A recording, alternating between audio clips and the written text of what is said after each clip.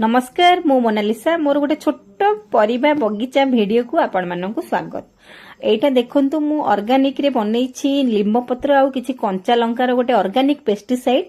एटा जोटा देखुचंती लिंब पत्र रो सिझा सेटा मु परिबा गछरे स्प्रे करे एवं एटा जोटा आपण देखुचंती सेटा होछि मु परिबार चोपा सब स्टोर करके रखिकी एटा गोटे कंपोस्ट बनैछि। आपण जानिथिबे परिबा चोपारे केते बहुत विटामिन अछि आ एटा होछि आपनकर फेरोमोन ट्रैप। देखंतु छोट परिबा बगीचा आगे मु किछि भी रासायनिक सार एथिरे व्यवहार करि नै, केवल निजे प्रस्तुत करथिबा ऑर्गेनिक सार ही व्यवहार करिछि।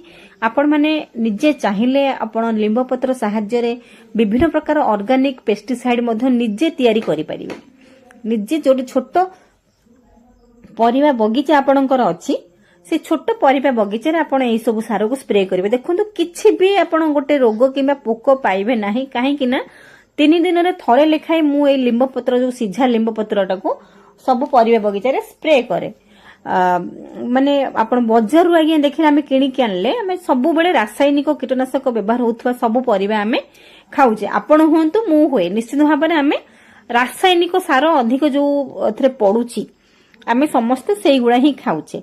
जदि आम छोट बाड़ीटे अच्छी आम से छोट परिबा बगीचाटे करि परिबा आपणक पई आपणक परिवार पई निश्चित भाव में भल रहिबो।